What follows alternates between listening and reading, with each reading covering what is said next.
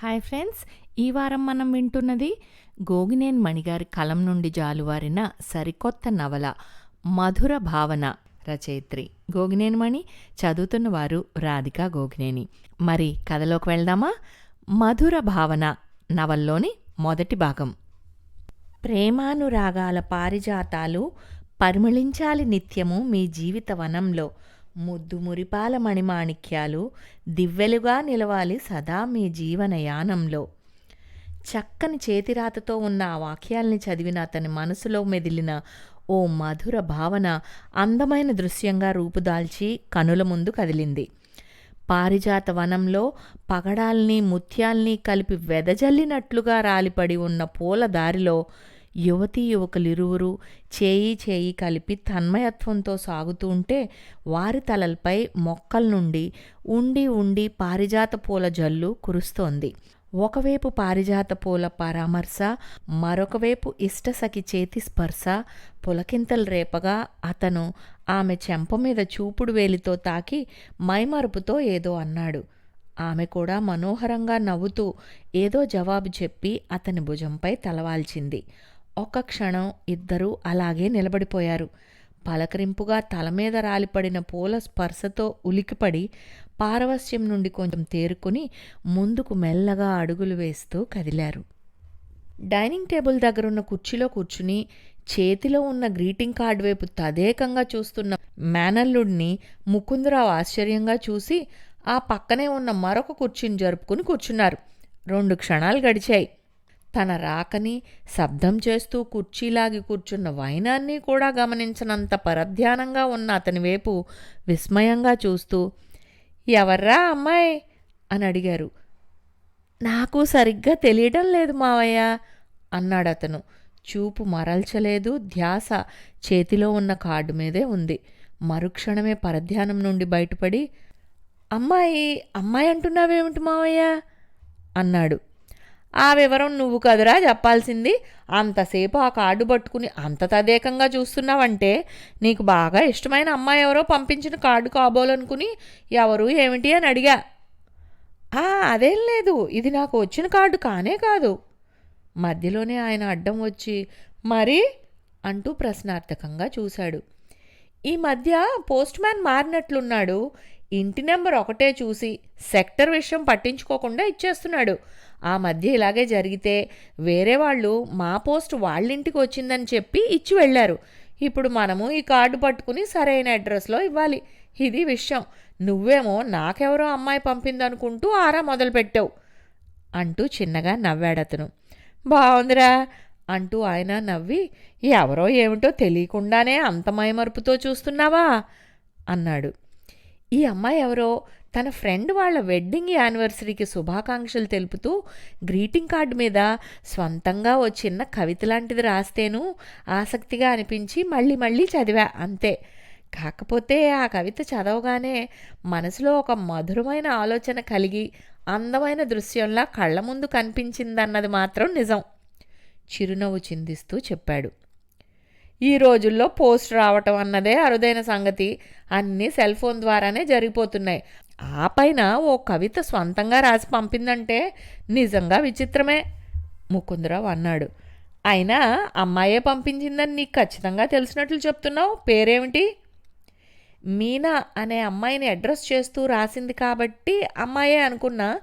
రాసిన అమ్మాయి సంతకం లేకుండా ఆ కవిత కింద చిన్న మామిడి పండు బొమ్మ ఉంది. అంటే పేరు ఏమై ఉండొచ్చు అని ఆలోచిస్తున్నా. టేబుల్ పైన ఉన్న ఆ కార్డును తీసుకుని ఆయన చూసి, మామిడి పండుకు సంబంధించిన పేరు అయి ఉండొచ్చు. మామిడి పండును గుర్తుకు తెచ్చే అమ్మాయిల పేర్లు ఉంటాయా ఆలోచిస్తున్నట్లుగా అన్నాడు ముకుందరావు. ముద్దు పేరు పండు అయి ఉండొచ్చుగా మావయ్య. అందుకని ఏదో ఒక పండు బొమ్మ వేయాలనుకుని మామిడి పండు బొమ్మ వేసి ఉండొచ్చు. నిజమేననిపిస్తుంది. ముద్దు పేరు పండు అయి ఉండొచ్చు. అయినా మనకెవరో తెలియని వాళ్ళ గురించి మనకెంత ఆలోచన ఎందుకు? అనవసరం కాదు. నేను ఇంకా నీకు నచ్చిన అమ్మాయి ఏమోననుకుని పిల్లని వెదికే శ్రమ మీ అమ్మకు లేకుండా చేసావు అనుకుని సంతోషించాను అంటూ పెద్దగా నవ్వారు. భలే వాడివే మావయ్య అంటూ అతను శృతి కలిపాడు.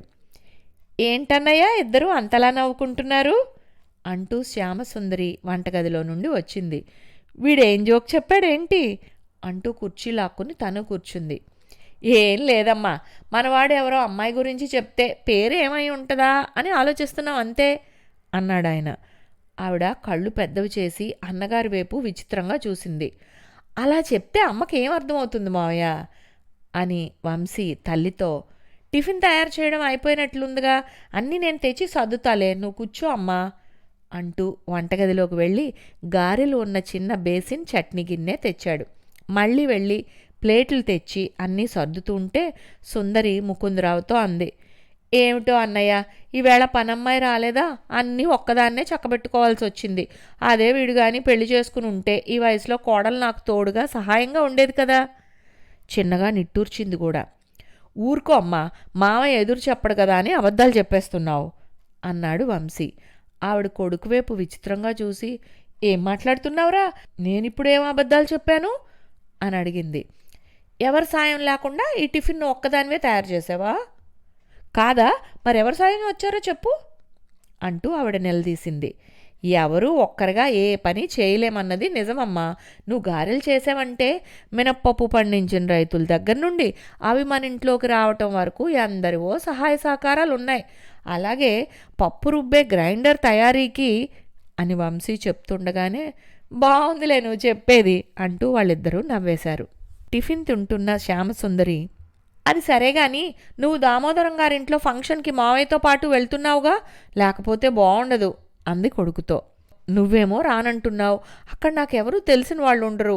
మావయ్య తన వయసు వాళ్ళతో కలిసిపోతాడు, అందుకే నాకు ఇష్టం లేదు అక్కడికి వెళ్ళడం అన్నాడు. కొత్త చోటుకు వెళ్ళడంలో కొంచెం ఇబ్బంది ఉంటుంది నిజమే, కానీ అదే కారణంతో వెళ్ళనంటే ఎలా వీలవుతుంది? వెళ్తేనే కదా కొందరితో పరిచయాలు కలుగుతాయి. నీ వయసు వాళ్ళు చాలామందే రావచ్చును. ఇప్పటి నీ స్నేహితులంతా ఒకప్పుడు కొత్త వాళ్లేగా, పరిచయం పెరిగాక స్నేహితులు అవుతారు. నువ్వు మొట్టమొదటిగా స్కూల్కి వెళ్ళినప్పుడు అది కొత్త ప్రదేశమేగా, అలా రోజు వెళ్ళి వస్తూ ఉంటే ఎందరో స్నేహితులు అవ్వలేదా? ఇప్పుడు అక్కడికి వెళ్ళి వచ్చాక మంచి స్నేహితులు దొరికే అవకాశం ఉంటుంది కదా. పోనీ లేదనుకో, 1-2 రోజులు మంచి కాలక్షేపం మాత్రం జరుగుతుంది అంది నచ్చ చెప్పే ధోరణిలో. ముకుందరావు కూడా తలూపుతూ ఆవిడ మాటల్ని సమర్థించాడు. వంశీ వైపు చూస్తూ అన్నాడు, నువ్వేం ఇంక మాట్లాడటానికి లేదు, ఫంక్షన్కి రావాల్సిందే.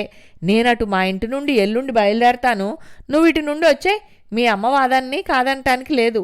మీ అమ్మ మాటలు విన్నాక నాకు ఓ విషయం ఇప్పుడే అర్థమవుతుంది, నీకు ఈ మాటల చమత్కారం మీ అమ్మ దగ్గర నుండే వచ్చిందని అంటూ నవ్వాడు. వంశీ కూడా చిరునవ్వుతో చూసి తర్వాత ఇక తప్పదుగా అన్నట్లుగా వాళ్ళిద్దరి వైపు చూసి సరే అయితే అంటూ నిట్టూర్చాడు.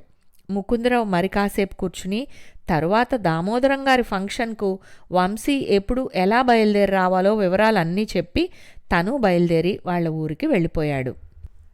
ముకుందరావు ఎక్కడ ఉన్నాడా అని తోటలో అటూ ఇటూ పరికించి చూస్తున్న వంశీ దగ్గరకు ఆయనే నవ్వుతూ వచ్చి పలకరించాడు. ఇప్పుడే దామోదరం నీ గురించి అడిగాడు, నువ్వు వస్తావని చెప్పాను. మన వాళ్ళు పిల్లలతో చాలామందే వచ్చారు, నీకు పరిచయం చేస్తాను, కాసేపు అక్కడున్న కుర్చీల్లో కూర్చో అంటూ ఎవరో ఒక ఆయనతో కలిసి వెళ్ళిపోయాడు. వంశీ అటూ ఇటూ తల తిప్పి అక్కడ ఏర్పాట్లన్నీ గమనించాడు. ఎన్ని ఎకరాలు ఉంటుందో తెలియదు కానీ ఆ మామిడి తోటలో ఏర్పాట్లన్నీ ఘనంగా ఉన్నట్లు గమనించాడు. ఒకవైపు రకరకాల పూలతో అలంకరించబడిన స్టేజీ ఉంది. కొంచెం దూరంగా పలు రకాల స్వీట్స్, కూల్ డ్రింక్స్ ఉన్న స్టాల్స్ కనిపించాయి.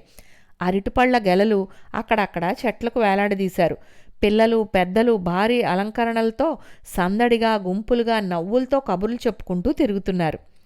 అందర్నీ ఓసారి పరిశీలనగా చూసి ఎక్కడైనా స్థిమితంగా కూర్చుందామా అని చూస్తున్న వంశీ దగ్గరకు ఒక అమ్మాయి హడావిడిగా పరుగులాంటి నడకతో వచ్చింది. ఒక్క సెకండ్ సేపు అతని వైపు పరిశీలనగా చూసి, మీరు మీరు వంశీకృష్ణ కదూ అంది. వంశీ కొంచెం అయోమయంగా చూస్తుంటే ఆ అమ్మాయి తొందరపడుతున్నట్లు, తొందరగా చెప్పండి అంది. మళ్ళీ వెంటనే అవును కదూ అని అడిగింది. వంశీ ఎందుకు ఏమిటి అని అడుగుదామని ఆలోచనగా చూస్తుంటే మళ్ళీ అమ్మాయి అలాగే హడావిడిగా, అబ్బా ఎందుకు అలా ఆలోచిస్తున్నారు, టైం అయిపోతుంది, మీరేగా, మీ పేరు అదేగా అంది. కొంచెం సంశయంగా తలాడించి వంశీ ఇంకా ఏదో అనబోతుంటే ఆ అమ్మాయి అదేం వినిపించుకోకుండా అతని చేయి ఎత్తి పట్టుకుని దూరంగా ఉన్న ఓ గుంపు వైపు చూపిస్తూ, నేను గెలిచాను, కనుక్కున్నా చూడండి అంటూ చిన్నగా గెంతింది. వంశీకి ఇదంతా తమాషాగా అనిపించింది. ఆ అమ్మాయి వైపు విచిత్రంగా చూస్తూ, నా పేరు వంశీ అయితే మీరు గెలవటం ఏమిటి? వివరం చెప్పండి అన్నాడు. అంటే అంటూ ఒక నిమిషం ఆగి మళ్ళీ చెప్పింది. ఏం లేదండి, మా ఫ్రెండ్స్ ఒక పోటీ పెట్టారు. ఈ ఆవరణలోనే ఉన్న ఒక అబ్బాయిని, అదే వంశీకృష్ణ అనే పేరు గల వాణిని నేను వాళ్ళిచ్చిన టైం లోపలే కనిపెట్టగలగాలని. ఆ పోటీకి నేను సరేనని వెతకటం మొదలుపెట్టా. సరిగ్గా టైం లోపలే మిమ్మల్ని పట్టేశా, పోటీలో గెలిచేశా. అవును, మీకు తెలియని కొత్తవాడిని మీరెలా పట్టుకోగలననుకున్నారు? ఆ అమ్మాయిని ప్రశ్నించాడు అతను. వాళ్ళు కొన్ని క్లూస్ ఇచ్చారులేండి అంది నవ్వు మొహంతో ఓరగా అతని వైపోసారి చూసి. ఆ క్లూస్ ఏమిటో కొంచెం నాకు చెప్పండి, వాటికి నేనెలా సరిపోయానో తెలుసుకోగలుగుతాను అడిగాడు అభ్యర్థనగా. మనిషి రంగు తెల్లని తెలుపు కాదు, నల్లని నలుపు కాదు. ఎత్తు 6 అడుగులకు మించకుండానూ తగ్గకుండానూ ఉంటుంది. చూపుల్లో చురుకుదనం, పెదవులపై చెరగని చిరునవ్వు అని చెప్తూ ఆ అమ్మాయి ఫక్కుని నవ్వేసింది. అతనేదో అనబోతూ ఉండగానే ఆ అమ్మాయి మిత్రబృందం అంతా గోలగోలగా అక్కడికి చేరుకున్నారు. వాళ్ళంతా అతని వైపు ఓ క్షణం విచిత్రంగా చూశారు. ఒక అమ్మాయి పెద్దగా అంది, మేమందరం నిన్ను ఆట పట్టిద్దామని అలా ఏదో పేరు చెప్పి కనుక్కోమని అన్నాం గాని నిజంగా అలాంటి పేరు గల వాళ్ళు ఇక్కడికి వచ్చారనే విషయమే తెలీదు. సరదాగా ఏవో పొలికలు చెప్పాం, నువ్వు నిజంగానే అలాంటి వ్యక్తిని పట్టుకుని గెలిచేశావు. విచిత్రంగా ఉంది.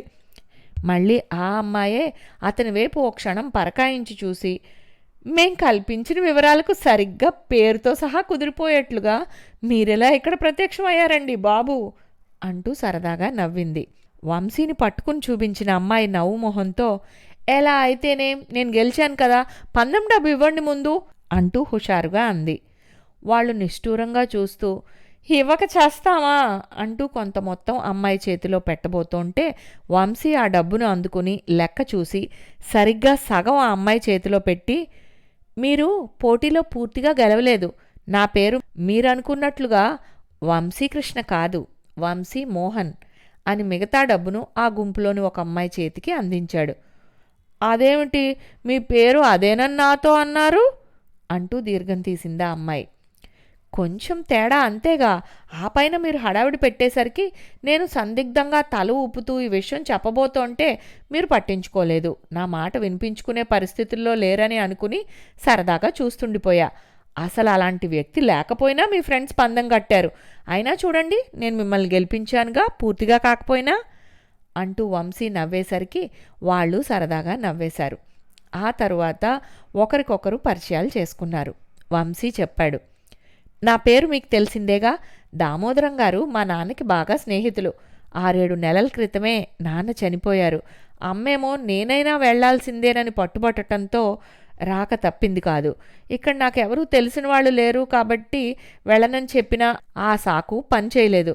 మా మామయ్య తను ఉంటానుగా అంటూ భరోసా ఇచ్చాడు గాని ఇక్కడికి వచ్చాక ఓసారి నాకు మొహం చూపించి మళ్ళీ కలుస్తానంటూ తన ఫ్రెండ్స్తో కార్డ్స్ ఆటలో మునిగిపోయినట్లున్నాడు. వెంటనే ఆ అమ్మాయి తన గురించి చెప్పింది. సరిగ్గా నాది మీ పరిస్థితే. నాకు తెలిసిన వాళ్ళెవ్వరూ ఉండరని నేనంటే దామోదరం అంకులు వినలేదు. నీ క్లోజ్ ఫ్రెండ్స్ని ఎవరినైనా ఒప్పించి నీకు తోడుగా తీసుకుని రామ్మా అనటంతో నాకు ఇంకేం కారణం కనిపించక వచ్చాను. ఇదిగో ఈ నలుగురిని ఎలాగో ఒప్పించి నాకు తోడుగా తెచ్చుకోగలిగాను. మా అమ్మ వాళ్ళకి తప్పనిసరిగా వెళ్లాల్సిన శుభకార్యం ఇంకొకటి ఉండటం వలన నేనే హాజరు కావాల్సి వచ్చింది. ఇంతకీ నా పేరు చెప్పలేదు కదూ, సుమజ అంటూ చిరునవ్వు చిందించింది. ఇంతటితో మధుర భావన నవల్లోని మొదటి భాగం సమాప్తం. వచ్చే వారం 2వ భాగంతో కలుద్దాం.